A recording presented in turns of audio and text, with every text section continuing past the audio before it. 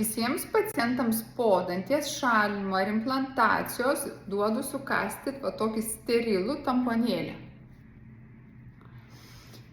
Prašau, kad pacientas sukąstų stipriai, mažiausiai pusę valandos. Ir jokių spjaudimų, seilių, burnoje būna tik seilės, jas reikia ryti. Per 15 metų patirties nėra nei vienam pacientui kraujavę, jeigu laikosi šių nurodymų. Tai yra, jeigu ir grįžtate namo ir matote, kad iš žaizdos ar po dantenų operacijos, ar po implantacijos, ar po danties traukimo pradeda kraujuoti, tai mes pacientams duodame į namus tokių tamponiukų sterilių. Tai ką reikia daryti? Tai yra užsidėti ant žaizdos ir laikyti tiesiog 30 minučių stipriai sukandus, nekalbėti, seilės ryti, jokių spjaudimų.